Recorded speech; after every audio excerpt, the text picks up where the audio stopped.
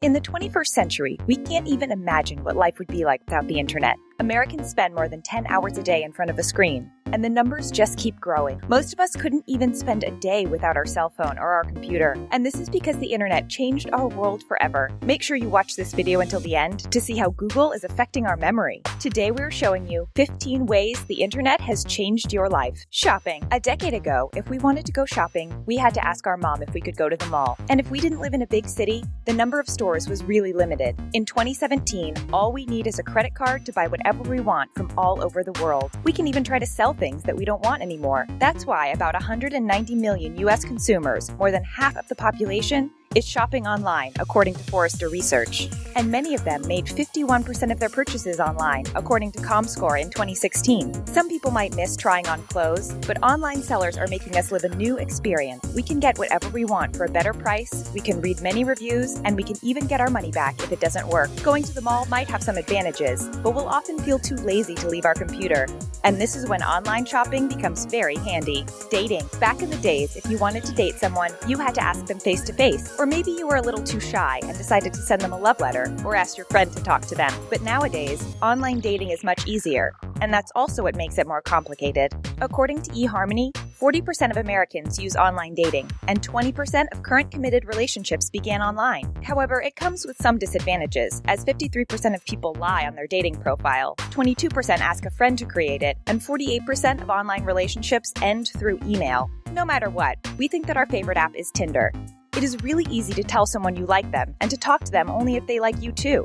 But having so many choices can also have some disadvantages. When you can easily go on a date with anyone, you can sometimes forget what makes it so special. We have to admit that we sometimes miss the butterflies in our tummy taking a photo. 10 years ago, we had to bring a camera if we wanted to take pictures with our friends. Taking photos with our family was something special, and keeping them in a photo album makes it feel more precious. But now that everyone has a camera on their phones, and that we can easily share it with the world, we're not taking more pictures with our friends. We're taking more pictures of ourselves. There were almost 250 million selfies on Instagram in 2016, and Now Sourcing and Frames Direct estimated that the average millennial spent about an hour a week to take up to 25,700 selfies in their lifetimes. They also spend 7 minutes on average for each selfie, and the most popular are often just pictures of legs or someone's pretty face. Taking a picture is not about making memories anymore, it's about promoting ourselves. Sharing pictures with our friends on the internet isn't a bad thing. We just wish that people could do it in a less selfish way. Cooking.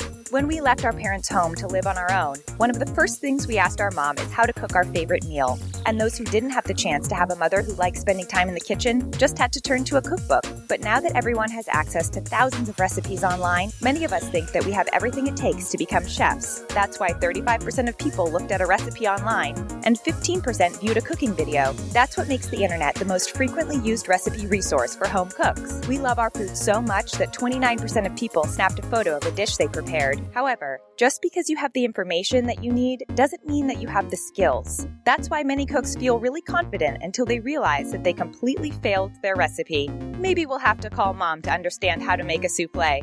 Exercising. We know that with television, computers, and smartphones came a more sedentary lifestyle. When we were young, we used to play outside, and the only way to see the world was to ride our bike through the city. But now that some people are lazier than ever, we also found a way to exercise on the internet. The best way to do it is by downloading an app on our smartphone or watching a video on the internet.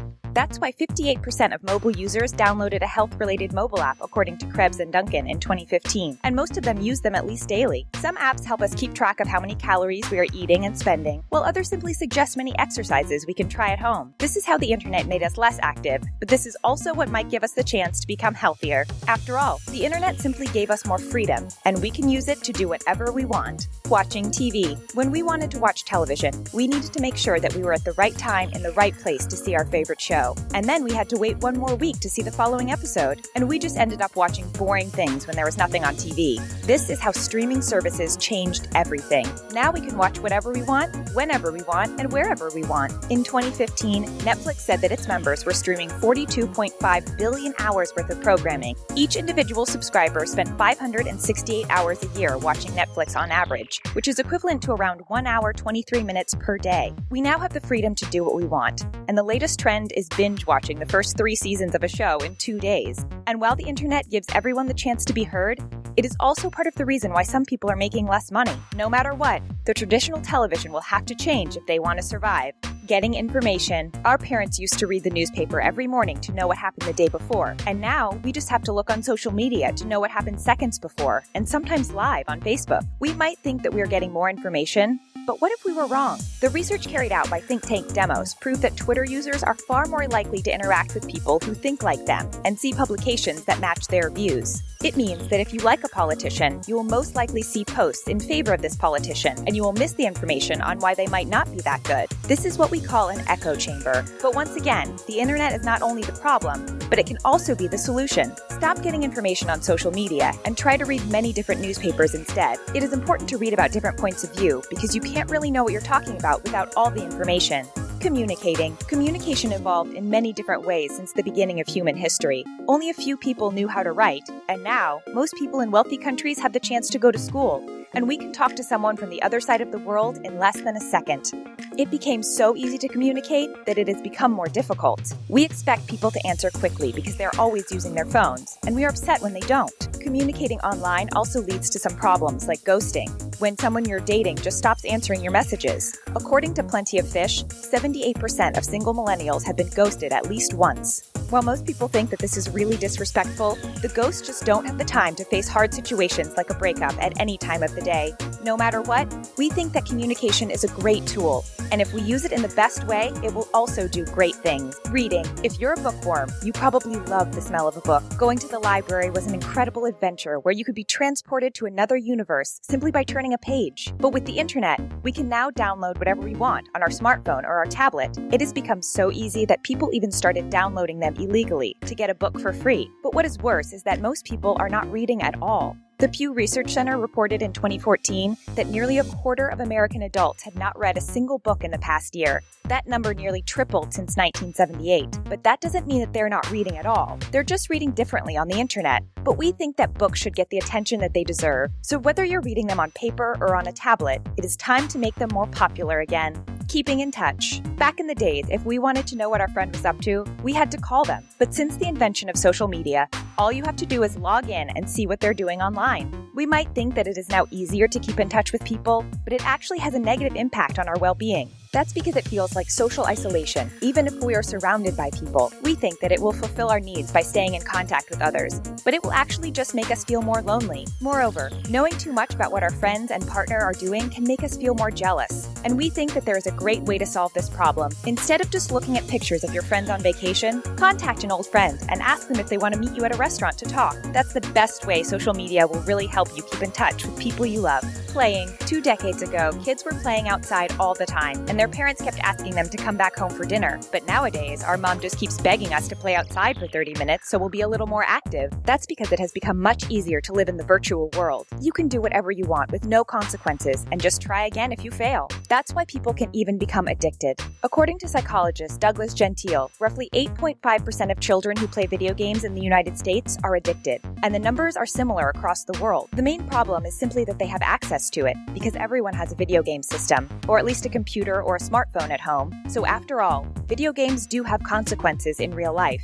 Maybe it would be time for them to play outside instead. You can fix a broken bone, but getting rid of an addiction is more difficult than what they might think. Envying. When we were young, we used to envy the kid who had a better looking bike at school, or who had the chance to go on vacation with their parents every year. But now, there are reasons to be envious everywhere, because people keep showing us what they're doing online. That's why Instagram is not only one of the most popular social media in the world, but also the worst social media for mental health, according to a recent survey. That's because it is associated with high levels of depression, anxiety, bullying, and fear of missing out, as reported by Time. People see that their friends are doing better things than them, which makes them feel worthless. But actually, everyone posts what they want to post on social media, and that's why we don't see that they are going through hard things too. But don't worry, you can still keep watching this video. YouTube received the highest marks for health and well-being, making it the only site that received a positive score.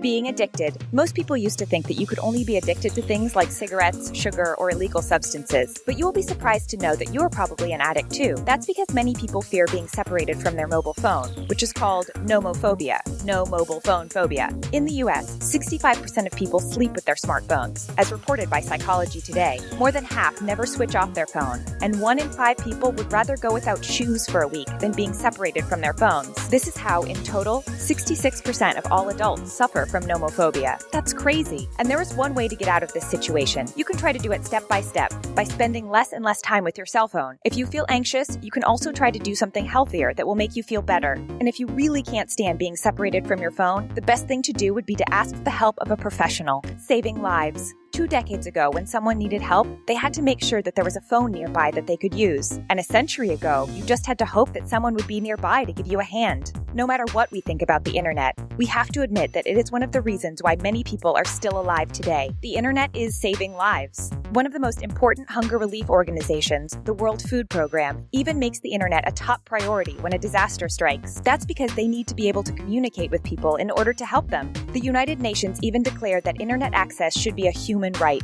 Even we can use it in many situations. Being able to call 911 on your smartphone or simply ask for help online has already saved many lives. And simply being able to get more information about our health is sometimes what makes people change their life for the better or ask for the help of a professional. So whether you like the internet or not, you will thank it for being there when you're in trouble.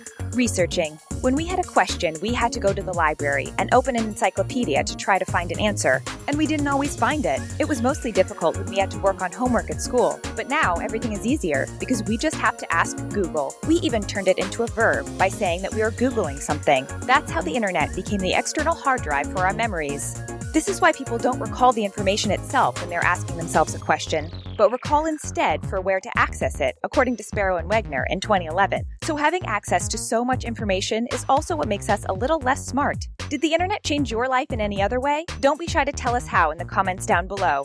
We love to know what you think.